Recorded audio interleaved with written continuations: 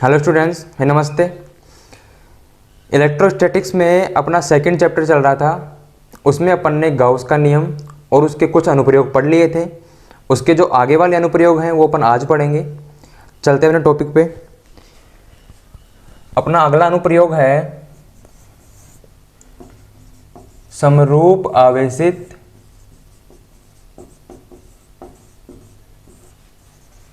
कुचालक गोले के कारण विद्युत क्षेत्र। देखिए, जो लास्ट अपना अनुप्रयोग था उसमें अपन ने पढ़ा था कि चालक गोले के कारण विद्युत क्षेत्र। आज अपन पढ़ेंगे कुचालक गोले के कारण विद्युत क्षेत्र।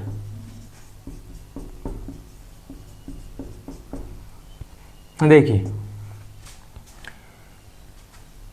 ये मैंने एक गोला ले लिया, ये लीजिए, और इसको मैंने आवेशित कर दिया।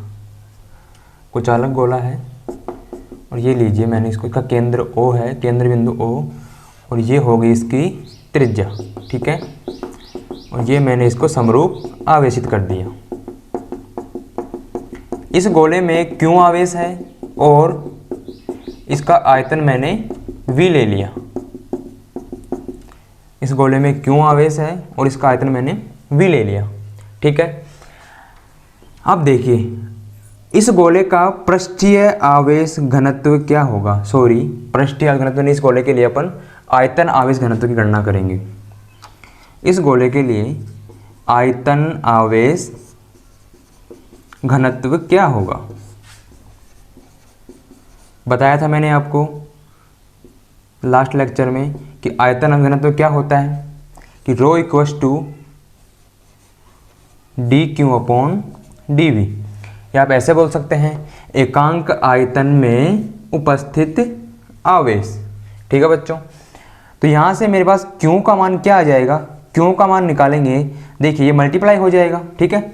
इसको आप ऐसे भी छोड़ सकते हैं, समझ रहे हैं।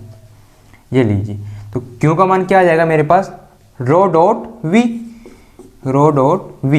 और ये जो V है, ये V क्या है, ये V इस गोले का आयतन है। इस गोले का आयतन क्या होगा बच्चों, गोले का आयतन होता है 4/3 πr³, ठीक है। इसे आप इक्वेशन A बोल देंगे, ठीक है। अब मुझे इस कुचालक, ये जो कुचालक गोला है मेरे पास, इस कुचालक गोले के कारण इसके पृष्ठ पे, पृष्ठ से बाहर, पृष्ठ के अंदर और केंद्र बिंदु पर अलग अलग जगहों पे मुझे विद्युत क्षेत्र की गणना करनी है। सबसे पहले अपन चलते हैं पृष्ठ के बाहर। पहला जो केस ले रहा हूं मैं, वो ले रहा हूं पृष्ठ के बाहर। मध्य बिंदु O से, केंद्र बिंदु O से r दूरी पे, ये लीजिए स्मॉल r दूरी पे कोई बिंदु P लिया है मैंने, ये लीजिए बिंदु P, और इस बिंदु P पर मुझे विद्युत क्षेत्र की तीव्रता की गणना करनी है। देखिए, सबसे पहला काम मेरा क्या होगा, सबसे पहला काम मैं क्या करूंगा, जो मैंने केंद्र बिंदु O से r दूरी पे बिंदु P लिया है, इस r दूरी को त्रिज्या मानते हुए इस बिंदु P से होकर गुजरने वाले एक गाउसियन पृष्ठ की कल्पना करूंगा। एक गाउसियन गोले में बनाऊंगा। यहाँ पे देखिए, ये लीजिए, ये हो गया मेरा गाउसियन पृष्ठ, और इस गाउसियन पृष्ठ की त्रिज्या क्या है, स्मॉल r, ठीक है। पृष्ठ के बाहर वाले केस में ये स्मॉल r जो है, जो अपना मुख्य गोला है, उसकी त्रिज्या से बड़ी है, ये लीजिए, ठीक है। अब मैं बात करूं इस गाउसियन पृष्ठ से निर्गत वैद्युत फ्लक्स की, तो वो कितना होगा कि भाई गाउसियन पृष्ठ से निर्गत वैद्युत फ्लक्स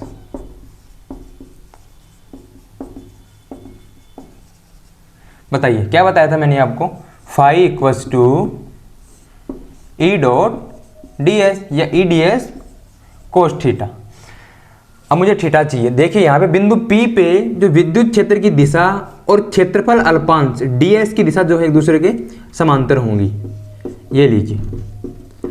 तो यहाँ पे थीटा मेरा आ गया 0 डिग्री, और cos 0 का वैल्यू होता है बच्चों 1।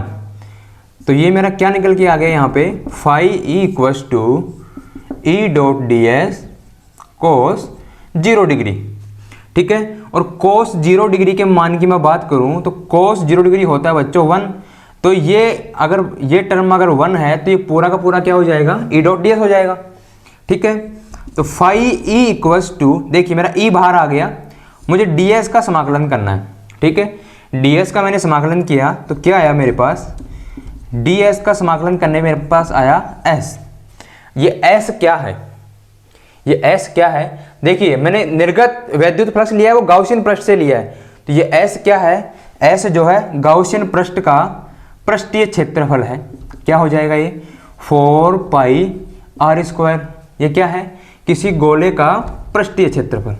ठीक है, इसको आप इसमें रखिए तो फाई ई इक्वल्स टू क्या आ गया मेरे पास, E dot 4 pi small are square, और इसको आप इक्वेशन फर्स्ट बोल देंगे। देखिए ये आ गया अपना गाउसियन पृष्ठ से निर्गत वैद्युत फ्लक्स।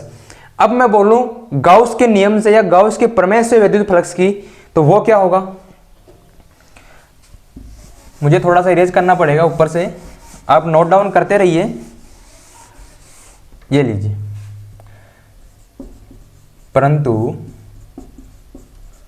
गाउस की प्रमेय से, भैया गाउस की प्रमेय क्या बोलती है, किसी पृष्ठ से परिबद्ध कुल आवेश और निर्वात की विद्युतशीलता के अनुपात को विद्युत फ्लक्स कहते हैं।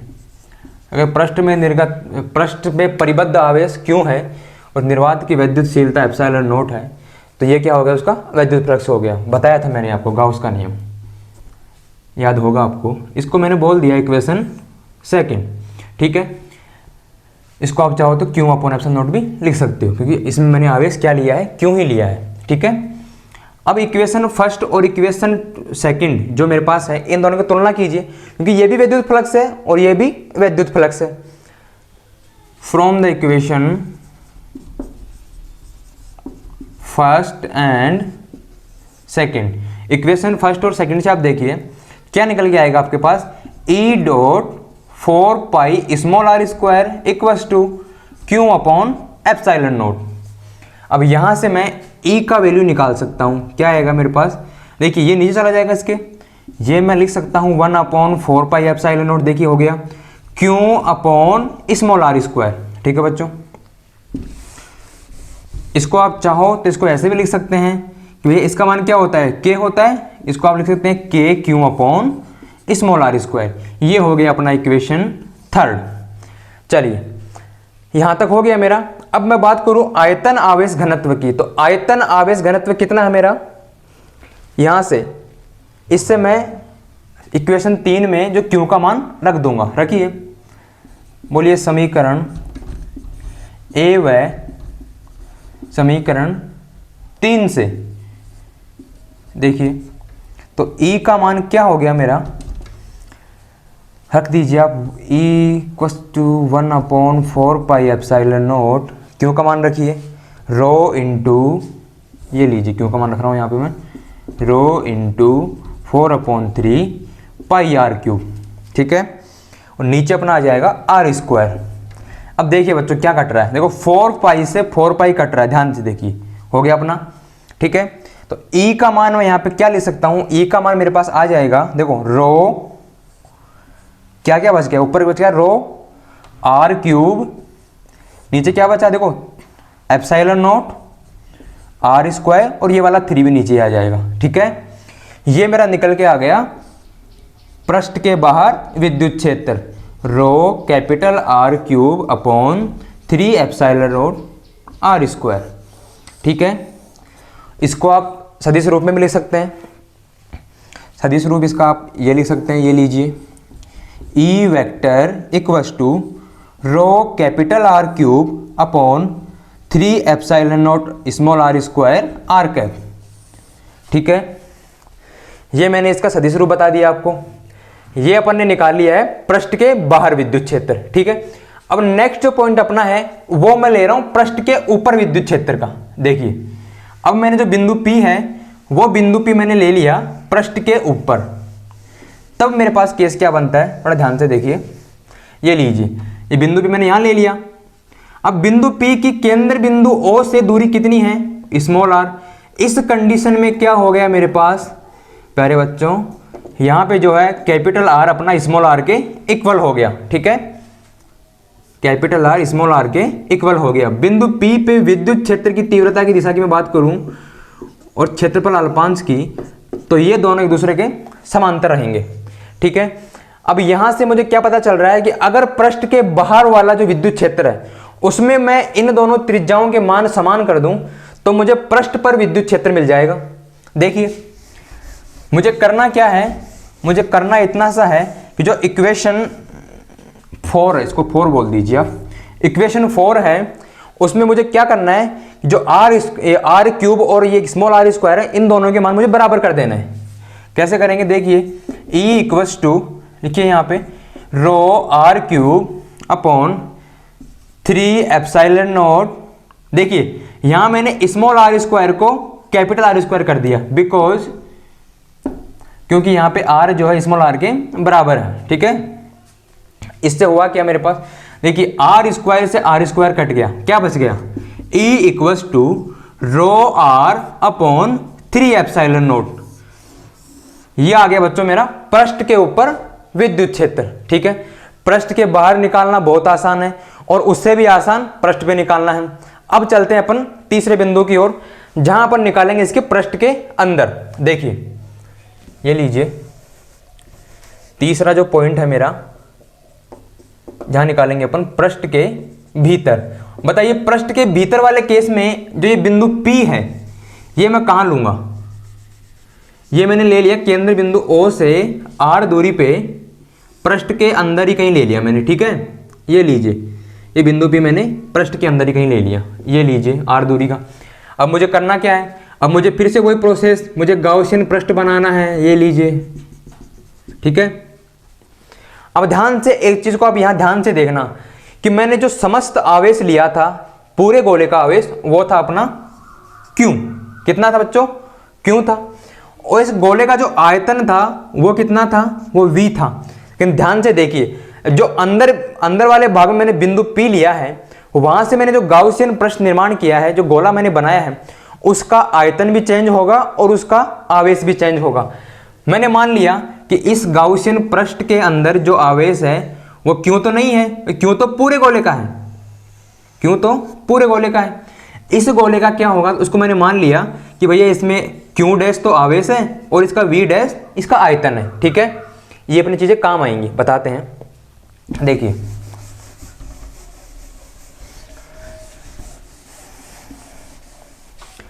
मुझे फिर से वही प्रोसेस करना है पूरा का पूरा। क्या करेंगे अपन, सबसे पहले मैं बोलूंगा इस गाउसियन पृष्ठ से निर्गत वैद्युत फ्लक्स की बात करूंगा। बताइए गाउसियन पृष्ठ से निर्गत वैद्युत फ्लक्स, बताइए क्या होगा, phi equals to E dot d s cos theta. दिशा क्या होगी, यहाँ पे भी इसकी दिशा होगी, दोनों समांतर रहेंगी, विद्युत क्षेत्र और क्षेत्रफल अल्पांश की दिशाएं, ठीक है। तो यहाँ पे थीटा मेरा हो गया 0 degree. E dot d S आप साथ में नोट डाउन करते रहिए बच्चों। फाई इक्वल्स टू मेरा हो गया, क्योंकि कोस 0 डिग्री का मान होता है बच्चों 1, तो ये पूरा का पूरा टर्म जो 1 से मल्टीप्लाई होगा और 1 से मल्टीप्लाई होने के बाद क्या आ गया मेरे पास, E डॉट डी एस, ठीक है। और फाई का वैल्यू क्या आ जाएगा, E मैंने बाहर ले लिया, डी एस अंदर है। देखिए फाई इक्वल टू आ गया मेरे पास E डॉट एस, ये डी एस का समाकलन मैंने कर लिया यहाँ पे। अब ये डी एस क्या है, ये इस वाले गोले का पृष्ठीय क्षेत्रफल है, ये एस जो है इस वाले गोले का पृष्ठीय क्षेत्रफल है जो गाउसियन पृष्ठ मैंने लिया है उसका। तो बताइए ये क्या हो जाएगा, E dot 4 pi small are square, ठीक है। इसे आप बोल देंगे इक्वेशन फर्स्ट, फिर से इक्वेशन फर्स्ट। अब मैं बात करूं, ये तो हो गया अपना गाउसियन पृष्ठ के वैद्युत फ्लक्स की। अब मैं आपसे बोलूं कि गाउस के नियम से या गाउस की प्रमेय से वैद्युत फ्लक्स क्या आएगा, तो आप क्या बोलेंगे, परंतु गाउस की प्रमेय से। बताइए गाउस क्या बोलते हैं, phi equals to Q upon epsilon naught. ध्यान से देखिए, यहाँ पे जो आवेश है वो क्यू नहीं है, मैंने बताया था आपको, यहाँ पे आवेश क्यू नहीं है, क्या है, क्यू डैश है। ये लीजिए मेरा क्यू डैश हो गया, ठीक है। ये मैंने बोल दिया इक्वेशन सेकंड। इक्वेशन फर्स्ट और इक्वेशन सेकंड की आप तुलना करेंगे, बताइए क्या बनेगा।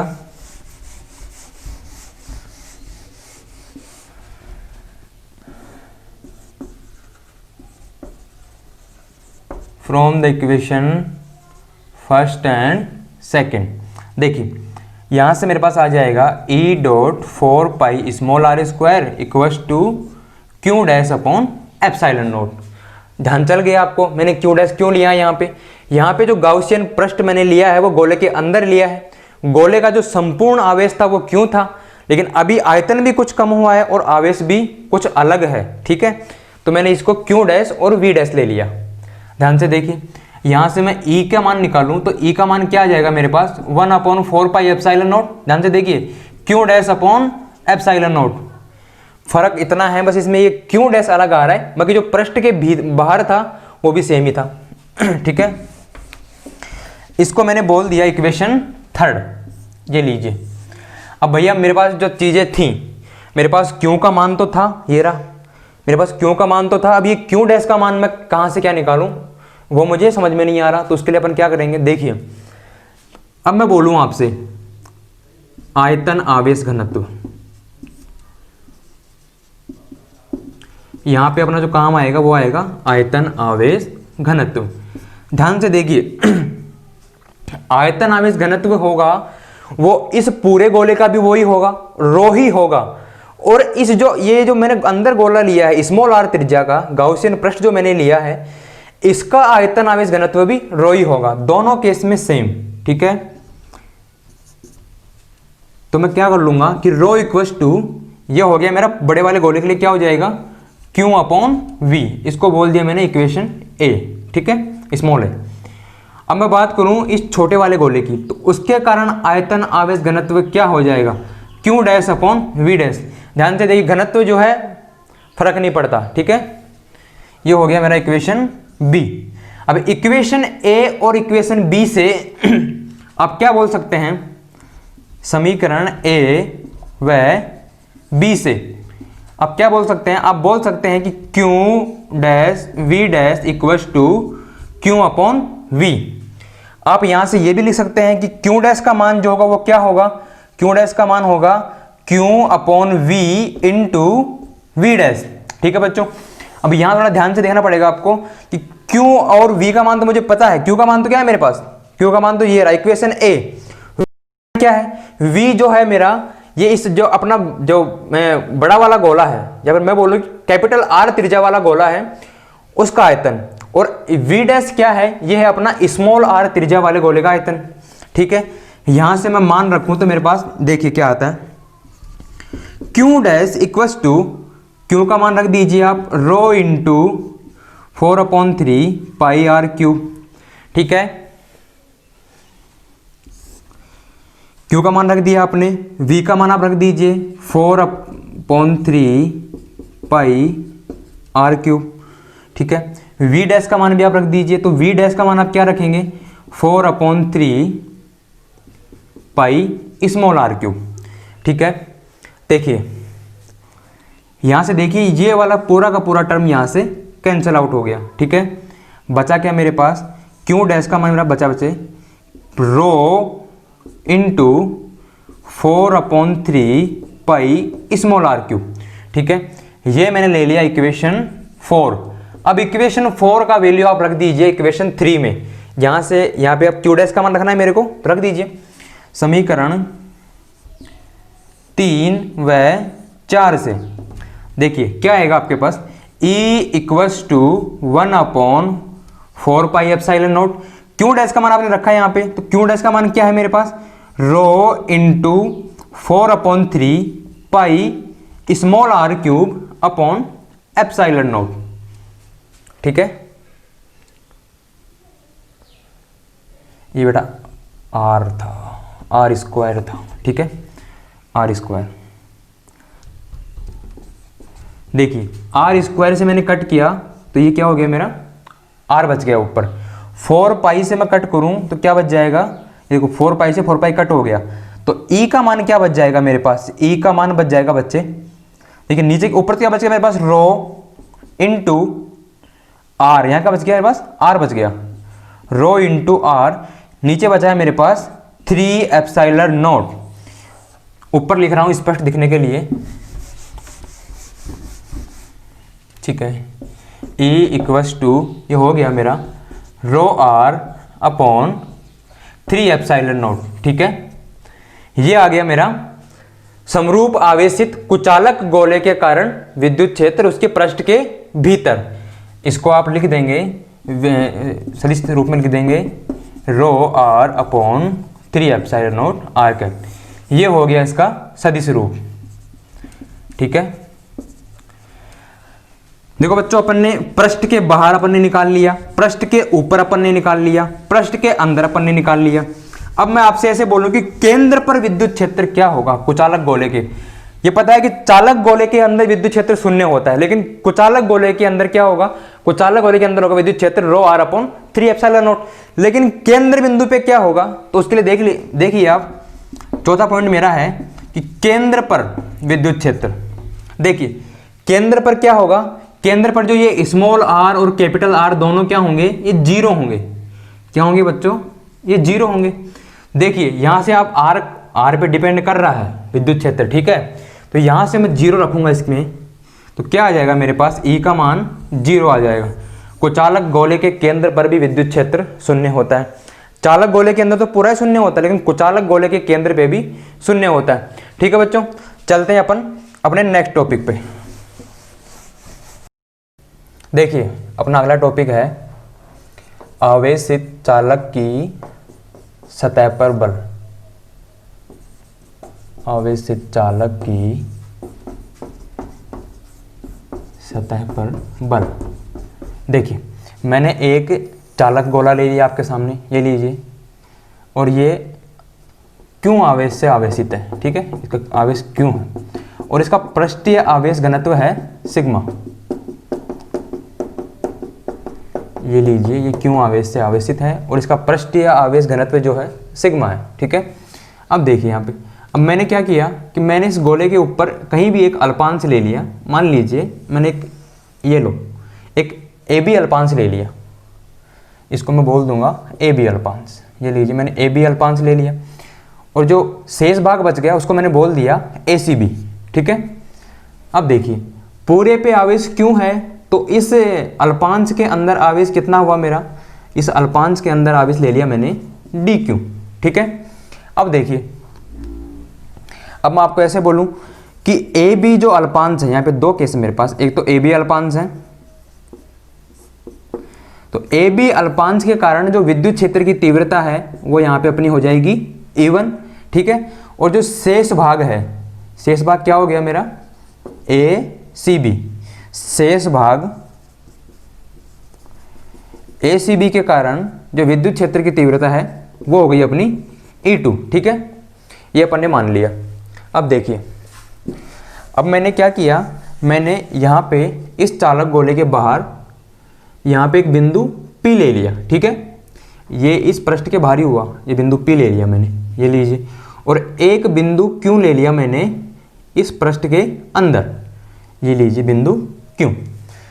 अब देखिए यहाँ पे, अब मैं बात करूं विद्युत क्षेत्र की तीव्रताओं की, तो बिंदु P पे क्या बनता है, देखिए इस गोले के कारण जो विद्युत क्षेत्र की तीव्रता है उसकी दिशा क्या होगी, बाहर की तरफ होगी, हर बार ये लीजिए, ठीक है, कहीं भी लूंगा मैं बाहर की तरफ होगी, ठीक है, बड़े वाले गोले के कारण। जो छोटा वाला गोला उसके कारण भी क्या होगी, इसके पृष्ठ के बाहर ही होगी। अब देखिए यहाँ पे, अगर मैं बात करूं यहाँ पे छोटे वाले गोले के कारण बिंदु विद्युत क्षेत्र तीव्रता E1, तो E1 भी बाहर की तरफ और E2 भी बाहर की तरफ। अब ऐसे ही मैं बिंदु Q पे बात करूं, तो बिंदु Q पे देखो, बिंदु Q है वो इस छोटे वाले अल्पांश के पृष्ठ पे स्थित है, तो पृष्ठ से बाहर ये तो हो गई E1, ओके, और जो E2 है उसकी दिशा क्या होगी, बाहर की तरफ होगी। E2 जो है बड़े वाले गोले के कारण विद्युत क्षेत्र की तीव्रता है, तो ये हो गई अपनी बाहर की तरफ, ये लीजिए, ये मेरी E2 हो गई, ठीक है। अब हमने आपको इससे पहले क्या पढ़ाया था, हमने आपको पढ़ाया था कि भैया चालक गोले के पृष्ठ पे जो विद्युत क्षेत्र होता है वो कितना होता है, सिग्मा अपॉन एप्सिलॉन नॉट होता है। या चालक गोले के पृष्ठ पे या पृष्ठ के बाहर, पृष्ठ के पास, ठीक है। अब यहाँ ध्यान से देखिए आप, या चालक गोले के पृष्ठ के पास बिंदु क्यों स्थित है, ठीक है। तो बताइए बिंदु P पर विद्युत क्षेत्र की तीव्रता क्या होगी, बिंदु P पर विद्युत क्षेत्र की तीव्रता क्या होगी। EP मेरे पास क्या आ गया, EP इक्वल टू हो जाएगी सिग्मा अपॉन एप्सिलॉन नॉट, ठीक है। इसको आप बोल देंगे इक्वेशन फर्स्ट। अब देखिए बिंदु Q पे क्या होगा, बिंदु Q पे अगर मैं विद्युत क्षेत्र की बात करूं, बिंदु Q पर विद्युत क्षेत्र की तीव्रता, तो वो क्या हो जाएगी, वो देखिए बिंदु Q पे हो जाएगी मेरी EQ इक्वल टू 0। बताया था हमने आपको कि चालक के भीतर विद्युत क्षेत्र शून्य होता है, ठीक है। अब देखिए आगे चलते हैं अपन। अगर मैं देखो बिंदु P पे जो है E1 और E2 इन दोनों की दिशाएं समान हैं, तो बिंदु P पे परिणामी विद्युत क्षेत्र की तीव्रता क्या रहेगी, वो देखिए। बिंदु P पर परिणामी विद्युत क्षेत्र की तीव्रता ये क्या रहेगी, तो इसकी मैं बात करूं आपके सामने, तो ये क्या हो गई अपनी EP इक्वल टू, देखिए दोनों की दिशाएं समान हैं, दोनों की दिशाएं समान हैं तो ये आपस में जुड़ जाएंगे, तो E1 प्लस E2, इसको आप बोल देंगे इक्वेशन थर्ड, ठीक है। चलिए अब मैं बात करूं बिंदु Q पे, तो बिंदु Q पे कंडीशन क्या होगी आपके सामने, बिंदु Q पे E1 और E2 इन दोनों की दिशाएं जो हैं विपरीत हैं, तो ये आपस में माइनस हो जाएंगी। तो बिंदु Q पे क्या होगा मेरे पास, EQ इक्वल टू हो जाएगा E1 माइनस E2, ये हो गया अपना इक्वेशन 4, ठीक है बच्चों। अब देखिए इक्वेशन 4 और इक्वेशन 2, समीकरण 1 और समीकरण 4 की आप तुलना करो, समीकरण 2 व समीकरण 4 से। देखिए समीकरण 2 EQ का मान कितना है, 0 है, यहाँ पे EQ का मान जो है E1 माइनस E2 है, तो आप इसे ऐसा भी लिख सकते हैं कि E1 minus E2 equal to 0। यहाँ पे अपना क्या निकल के आ जाएगा, E1 इक्वल टू E2, ये लीजिए इक्वेशन 5, ठीक है। अब यहाँ पे आप थोड़ा ध्यान से देखिए, यहाँ पे देखो इक्वेशन फर्स्ट और इक्वेशन थर्ड में जो EP का वैल्यू है वो कितना है, सिग्मा अपॉन एप्सिलॉन नॉट, इसको आप रख देंगे इक्वेशन थर्ड में। तो समीकरण 1 और समीकरण 3 से आप देखिए, समीकरण 1 व समीकरण 3 से, समीकरण 1 और समीकरण 3 की तुलना करने पे आपके सामने क्या आ गया, देखिए कि sigma upon epsilon naught equals to E1 plus E2, ये हो गई अपनी इक्वेशन 6। थोड़ा ध्यान से देखिए इक्वेशन 5 क्या बोल रहा है अपने को, इक्वेशन 5 बता रहा है कि E1 और E2 जो विद्युत क्षेत्र की तीव्रताएं हैं दोनों बराबर हैं। तो यहां से मैं क्या लिख सकता हूं, यहां से मेरा हो जाएगा कि यहां पे मैं चाहूं तो इसको ऐसे लिख दूं कि भैया 2E1, ये इसको ऐसे बोल दूं कि 2E2। देखते हैं आगे, देखो समीकरण 5 और समीकरण 6 की तुलना करो आप फिर से। देखो थोड़ी इक्वेशन थोड़ी ज्यादा बन रहे हैं तो आपको ध्यान रखना, एकदम आराम से समझना है इसको। समीकरण 5 व 6 से क्या हो जाएगा, देखिए सिग्मा अपॉन एप्सिलॉन नॉट, देखो या तो मैं बोल सकता हूं E1 plus E2, sorry E1 plus E1, या मैं बोल सकता हूं E2 प्लस E2, ठीक है, क्योंकि E1 और E2 दोनों बराबर हैं। तो अपने पास या तो हो सकता है कि इसका मान 2E1 आ जाए या फिर 2E2 आ जाए, कुछ भी आ जाए, ठीक है। चलिए चलो मैंने मान लिया यहाँ पे कोई मैंने एक चीज ले ली, या तो E1 ले लो या E2 ले लो, ठीक है। मैंने E2 ले लिया, तो E2 का मान कितना आ जाएगा मेरे पास, देखो E2 है तो ये 2 चला जाएगा इसके अपॉन में, तो सिग्मा अपॉन 2 एप्सिलॉन नॉट, ये मैंने बोल दिया इक्वेशन 7, ठीक है। यहां से मैंने E2 का मान निकाल लिया। अब देखिए, अब इस अल्पांश के अंदर, AB अल्पांश के अंदर जो DQ आवेश है उस पर बल लग रहा है, किसके कारण लग रहा है, E2 विद्युत क्षेत्र के कारण बल लग रहा है। तो वो बल कितना होगा, देखिए AB अल्पांश के भीतर, AB अल्पांश के भीतर उपस्थित dq आवेश पर E2 के कारण बल, E2 के कारण लगने वाला बल।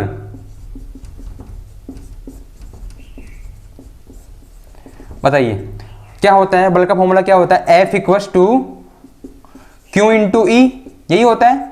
देखिए अब यहां पे मेरे पास जो आवेश है वो आवेश की मात्रा कितनी है, मेरे पास dq है, और विद्युत क्षेत्र की तीव्रता मेरे पास हो गई E2, ठीक है। तो लगने वाला बल कितना हो जाएगा, जब आवेश की मात्रा मेरे पास dq है तो बल कितना हो जाएगा df, ठीक है बच्चों, और ये E क्या हो जाएगा E2, ठीक है। अब यहां से देखिए, यहां से मैं E2 का मान रख सकता हूं, इसको बोलते समीकरण 8 बोलिए आप, ठीक है। समीकरण 8 में समीकरण 7 से E2 का मान रखने पर, ऊपर करना पड़ेगा मेरे को,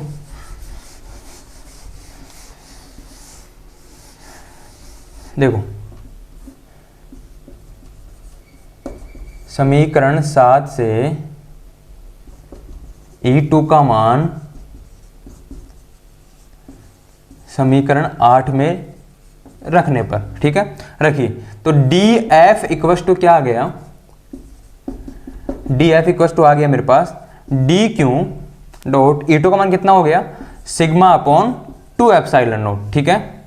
देखिए अब यहां पे देखिए, जो मैंने बताया था आपको कि गोले का पृष्ठ आवेश घनत्व जो है सिग्मा है, ठीक है।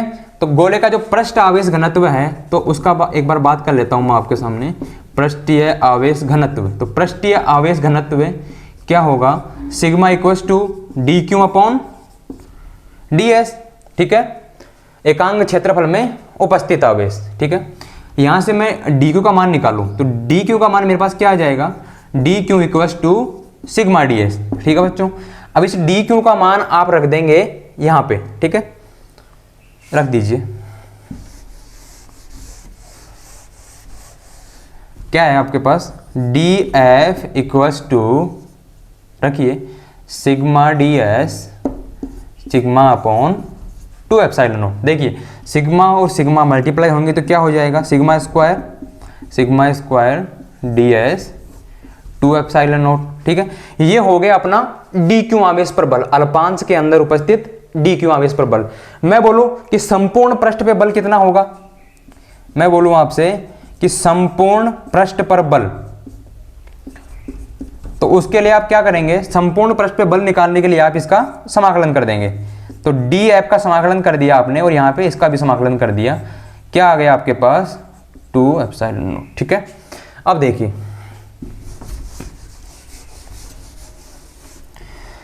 df का समाकलन यहाँ पे f हो गया, ओके, और इसका देखो बाहर क्या आ जाएगा, सिग्मा स्क्वायर बाहर आ गया, 2 एप्सिलॉन नॉट बाहर आ गया, अंदर क्या बचा ds, ठीक है। और ds का समाकलन मैंने कर दिया, वो हो गया अपने पास a ले लिया मैंने, sigma square upon 2 epsilon naught, ये लीजिए a ले लिया। ये क्या हो गया अपना आवेशित चालक की सतह पर बल हो गया, ठीक है, आवेशित चालक की सतह पर बल हो गया। और अगर मैं a को नीचे ले आता हूं कि मैं f अपॉन a कर देता हूं इसको, तो sigma square upon 2 epsilon naught, ये क्या हो गया, इसे बोलेंगे अपन चालक की सतह पर दाब या वैद्युत दाब, ठीक है।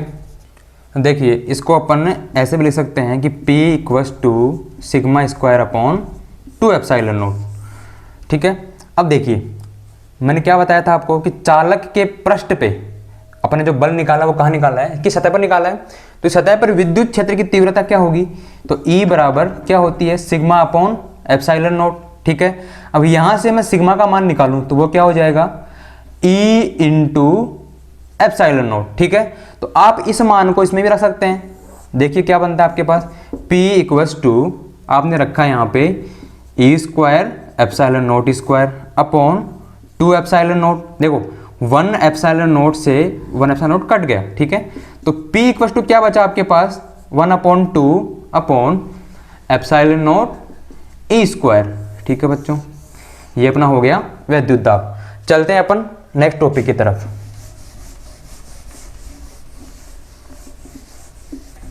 देखिए अपना अगला टॉपिक है विद्युत क्षेत्र के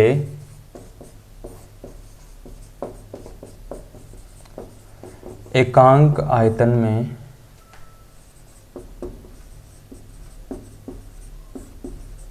ऊर्जा। देखिए अब मैंने एक चालक गोला ले लिया, ये लीजिए, ये आवेशित है, ठीक है, ये क्यों आवेश से आवेशित है और इसका पृष्ठीय आवेश घनत्व सिग्मा है, ठीक है। ये लीजिए गोला लिया है और इस गोले की त्रिज्या जो है मैंने स्मॉल r ले ली, ये लीजिए।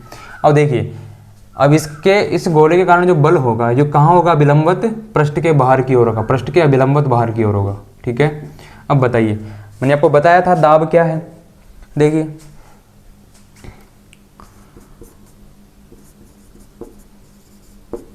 गोले के कारण बाहर की ओर लगने वाला दाब, बाहर की ओर लगने वाला दाब अपन पढ़ चुके हैं इससे जस्ट पहले कि P इक्वस टू क्या होता है, sigma square upon 2 epsilon naught, ठीक है। और इसको आप क्या लिख सकते हैं, इसको आप ये भी लिख सकते हैं कि F upon A equals to sigma square upon 2 epsilon naught, ठीक है। और आप यहाँ से अगर मैं बल का मान निकालूँ, ठीक है, तो बल का मान आप क्या निकालेंगे, देखो गोले के बाहर, पृष्ठ के बाहर की ओर बल, तो बाहर की ओर जो बल का मान है वो कितना आ जाएगा आपके पास, F equals to sigma square upon 2 epsilon naught into ये A जो है यहाँ पे मल्टीपल में हो जाएगा, ठीक है बच्चों। अब देखिए यहाँ पे जो A का मान है, ये A का मान है, ये क्या है, ये इस गोले का पृष्ठीय क्षेत्रफल अपना, तो ये क्या हो जाएगा पृष्ठीय क्षेत्रफल 4 पाई स्मॉल r स्क्वायर। इस मान को आप यहाँ पे रखिए, तो बल कितना आ गया आपके पास, बल क्या आ गया, sigma square upon 2 epsilon naught into 4 pi small r square, ठीक है। इसको आप इक्वेशन फर्स्ट दे देंगे, इसको आप इक्वेशन सेकंड दे देंगे, ठीक है। अब देखिए यहाँ से अब मैंने क्या करना है, मैंने इस गोले को संपीड़ित करना है। अब मैंने मान लीजिए इस गोले को दबा दिया, संपीड़ित कर दिया, dr दूरी तक संपीड़ित कर दिया, तो dr दूरी तक संपीड़ित करने में किया गया कार्य क्या होगा, मान लीजिए मैंने इसको, ये लीजिए dr दूरी तक इसको संपीड़ित कर दिया, ये d दूरी है, कितनी है, dr दूरी है, ठीक है। गोले को dr दूरी तक संपीड़ित करने में किया गया कार्य, बताइए कार्य क्या होता है, कार्य बराबर आपने पढ़ रखा है 11th क्लास में, क्या होता है, बल गुणा विस्थापन, फोर्स इनटू डिस्प्लेसमेंट, ठीक है। कार्य देखो यहाँ पे, देखो मेरा जो बल है वो कितना है, sigma square upon 2 epsilon not 4 pi small r square, ठीक है। और जो विस्थापन है वो कितना है, कितना किया है मैंने, dr किया है, विस्थापन dr किया तो बल कितना होगा, dw, ठीक है। अब देखिए अब यहाँ पे ये हो गया अपना गोले को dr दूरी तक संपीड़ित करने में किया गया कार्य। अब इसमें देखें, अब ये जो 4 pi small r square into dr है, ये आप ध्यान से देखें तो ये क्या है, इस गोले के आयतन में परिवर्तन है, ठीक है। तो गोले के आयतन में परिवर्तन क्या हो गया अपना,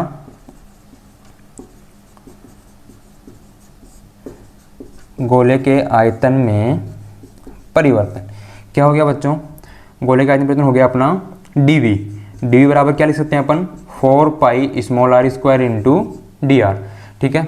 इस मान को आप इसमें रखिए, देखिए थोड़ा सा इरेज करना पड़ेगा मेरे को,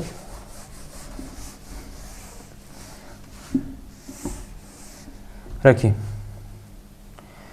तो dw इक्वस टू क्या आ गया, sigma square upon 2 epsilon naught into dv, ये हो गया गोले को dr दूरी तक संपीड़ित करने में किया गया कार्य।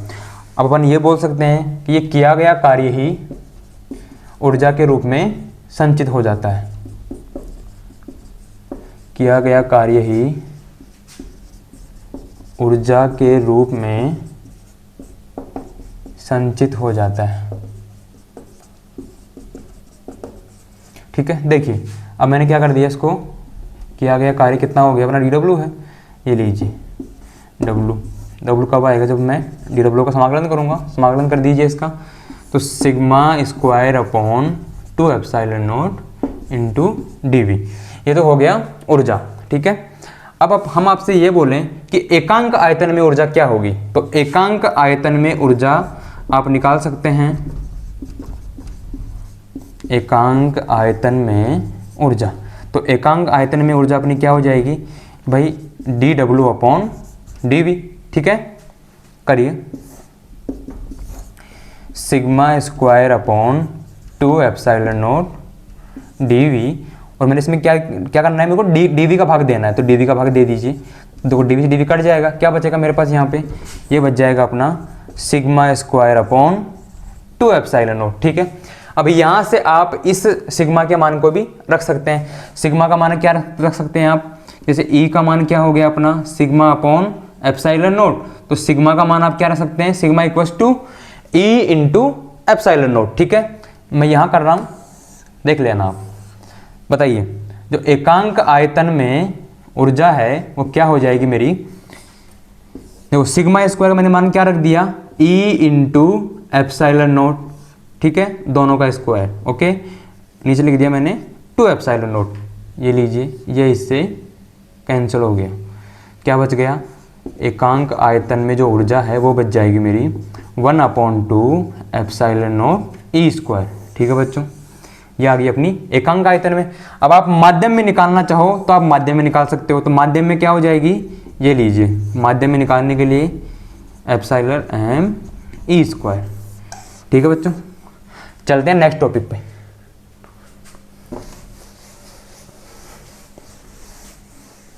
चलिए, अपना अगला टॉपिक है साबुन के आवेशित बुलबुले का संतुलन।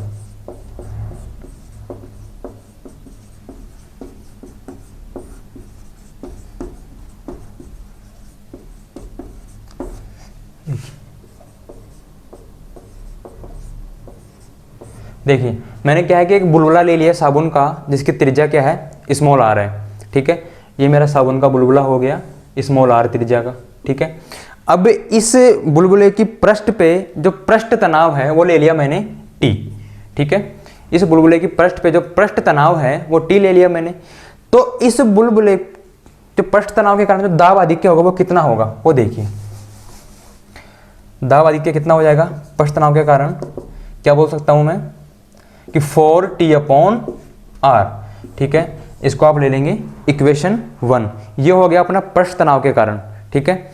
अब देखिए, अब जब मैंने माना कि ये जो बुलबुला है ये सिग्मा पृष्ठ आवेश घनत्व से आवेशित है, ठीक है। सिग्मा पृष्ठ घनत्व से आवेशित है, तो इसका दाब कितना हुआ, मैंने बताया था आपको पिछले वीडियो में, क्या हो गया, P = sigma square upon 2 epsilon not, यही था, ठीक है। अब देखिए, संतुलन की अवस्था में क्या होगा, देखो एक तो जो दाब है सतह के बाहर की ओर लग रहा है, इसको मैं बोल सकता हूं कि सतह से बाहर की ओर दाब, ठीक है। और ये है पृष्ठ तनाव, पृष्ठ तनाव के कारण दाब आधिक्य, ठीक है। अब देखिए, जो सतह के बाहर की ओर दाब है वो कितना हो गया अपना sigma square upon 2 epsilon naught. अब देखिए, संतुलन की अवस्था में क्या होगा भाई, संतुलन की अवस्था में क्या होना चाहिए एक्चुअली, जो गोले का जो आंतरिक दाब है और जो सतह से पृष्ठीय तनाव वाला दाब है, देखो जो दाब ये वाला जो P है अपना, ये लग रहा है बाहर की तरफ, ठीक है, ये लग रहा है बाहर की तरफ, और जो पृष्ठ तनाव वाला है वो लग रहा है सतह के ऊपर। तो ये जो दाब है ये संतुलित होगा, तभी तो जो बुलबुला है वो सेफ बचेगा। देखो, कोई भी एक दाब कम या ज्यादा हुआ तो गोला क्या हो, फट जाएगा। तो अपने को करना क्या है, अपने को इस दाब को संतुलित करना है। देखो, संतुलन की अवस्था में होना क्या चाहिए कि इन दोनों के मान बराबर होने चाहिए, ठीक है। संतुलन की अवस्था में, तो संतुलन की अवस्था में क्या होना चाहिए, संतुलन की अवस्था में अपना होना चाहिए जो P एक्सटर्नल है वो 0 होना चाहिए, ठीक है। ये 0 कब होगा, देखिए कि 4t upon R minus sigma square upon 2 epsilon naught, ठीक है। या इसको आप ऐसे भी लिख सकते हैं कि 4t upon small R equals to sigma square upon 2 epsilon naught. ये दोनों मान बराबर होने चाहिए, तभी जो अपना जो बुलबुला है वो सेफ बचेगा। अब देखिए यहां से आप बुलबुले की त्रिज्या निकाल सकते हैं। तो बुलबुले की त्रिज्या क्या होगी, साबुन का जो बुलबुला है उसकी त्रिज्या क्या होगी। देखिए क्या करेंगे आप, आप इसको वज्र गुणा कर लेंगे, ठीक है, क्रॉस मल्टीप्लाई कर लेंगे। क्रॉस मल्टीप्लाई करने के बाद जो r है ये उस साइड चला जाएगा, क्या होगा अपना 4t equals to sigma square upon 2 epsilon naught into R. अब मुझे r का मान ही निकालना है, तो क्या करेंगे अपन, इसको इधर ट्रांसफर कर देंगे। तो r का मान निकालने के लिए क्या हो जाएगा, ये आ जाएगा 4t के नीचे, ठीक है। अब ये इधर आएगी, ये जो भिन्न है ये यहाँ पे आके मल्टीप्लाई हो जाएगी उल्टी होके। ये लीजिए मैंने इसको अपोजिट कर दिया, ठीक है। अब देखिए क्या बचा मेरे पास, r इक्वल्स टू मल्टीप्लाई करो 8t epsilon naught upon sigma square. ये आ गई अपनी बुलबुले की त्रिज्या, ठीक है। अब अपन ऐसे ही पृष्ठीय आवेश घनत्व निकालेंगे। निकालिए, यहाँ निकाल देता हूँ, नोट कर लीजिए आप इसको साथ साथ। देखो पृष्ठीय आवेश घनत्व, बुलबुले का पृष्ठीय आवेश घनत्व कैसे निकालेंगे आप, आपको पता है कि सिग्मा इक्वल टू क्या होता है, सिग्मा इक्वल टू क्या होता है, Q अपॉन S, ठीक है। या फिर आप सीधे यहां से निकाल सकते हैं, यहीं से निकाल सकते हैं आप। देखिए आप इसको इक्वेशन फर्स्ट बोल देना और इसी में लिखना आप इक्वेशन फर्स्ट सेकंड, इसको आप थर्ड बोल देंगे, ठीक है। ये लीजिए अपनी इक्वेशन थर्ड होगी। तो थर्ड से आप देखेंगे तो सिग्मा जो स्क्वायर है उसका मान क्या हो जाएगा, इसको अपोजिट कर दो, इसके सॉरी क्रॉस मल्टीप्लाई कर दो। तो सिग्मा स्क्वायर इक्वल टू हो गया अपना 4t इंटू 2 एप्सिलॉन नॉट, ठीक है, अपॉन r, ओके। तो सिग्मा का मान क्या आ जाएगा मेरे पास, सिग्मा स्क्वायर इक्वल टू क्या हो गया, ये हो गया 8t epsilon naught upon r। यहाँ से आप सिग्मा का मान निकालें, पृष्ठीय आवेश घनत्व का मान निकालें, तो देखिए ये क्या हो जाएगा अपना, ये रूट में हो जाएगा, ठीक है बच्चों। ये अपना हो गया पृष्ठीय आवेश घनत्व का मान। अब यहाँ से आप पृष्ठीय आवेश घनत्व से आप यहाँ पे आप आवेश का मान भी निकाल सकते हो। तो आवेश का मान निकालने के लिए अब क्या करना पड़ेगा, देखो पृष्ठीय आवेश घनत्व, पृष्ठीय आवेश घनत्व क्या होता है अपना, sigma equals to Q upon S, एकांक क्षेत्रफल में उपस्थित आवेश। तो यहाँ से जो Q का मान है वो कितना आ गया मेरे पास, Q का मान आ गया बच्चों सिग्मा इंटू S। तो S यहाँ पे है, ये S क्या है, ये S क्या है, ये S अपना हो जाएगा, ये है उस बुलबुले की पृष्ठीय क्षेत्रफल। तो Q इक्वल्स टू क्या हो गया, sigma into 4 pi small r square, ठीक है। अब यहाँ देखिए ये मैंने इक्वेशन 4 ले लिया था यहाँ पे, ठीक है, ये इक्वेशन 5। अब इक्वेशन 5 से इक्वेशन 5 में इक्वेशन 4 से आप सिग्मा का मान रखिए, समीकरण 4 व 5 से। तो क्या मिलता है आपको, sigma equals to Q equals to, sigma का मान रखिए आप, उसमें क्या हो जाएगा, root 8t epsilon naught, root 8t epsilon naught upon r into 4 pi small r square, ठीक है। अब देखिए अंदर मान लीजिए कि ये स्क्वायर है, ये बाहर है, ये रूट से बाहर है, इसको मैं रूट के अंदर लेना चाहूं तो ये क्या हो जाएगा, स्क्वायर का स्क्वायर हो जाएगा। मान लीजिए कोई भी नंबर रूट के बाहर है, मान लीजिए ये लीजिए कि मान लीजिए 2 का स्क्वायर है, ये रूट के अंदर है, ये क्या हो जाएगा, बाहर आके क्या हो जाएगा, ये हो जाएगा 2, मतलब ये अंदर है क्या हो रहा है, 2 का स्क्वायर हो रहा है। तो एज इट इज ऐसे ही कर देंगे अपन इसको, इसका स्क्वायर अंदर ले लूंगा तो ये बराबर रहेगा। तो Q इक्वल टू क्या हो गया, 8t एप्सिलॉन नॉट, और देखो r स्क्वायर का स्क्वायर क्या हो जाएगा, r की पावर 4 हो जाएगी, और नीचे अपना क्या है r है। देखो एक r से r काटेंगे तो ये क्या बच जाएगा, अपना क्यूब बच जाएगा। ध्यान से देखिए बाहर क्या है 4 पाई, ठीक है, ये मैंने अंदर ले लिया था। तो Q का मान क्या आ गया, आवेश का मान क्या आ जाएगा मेरे पास, देखिए 4 पाई को आप बाहर लिख देंगे, 4 pi root AT/0 r³ upon कुछ है ही नहीं, r से r कट गया, ठीक है। ये अपना आवेश का मान आ गया, ठीक है बच्चों। आप वीडियो को आराम से देखिए, पूरा समझ में आ जाएगा, बहुत ईजी है। और अपन इसी को नेक्स्ट वीडियो में अपन कंटिन्यू करेंगे, ठीक है। धन्यवाद।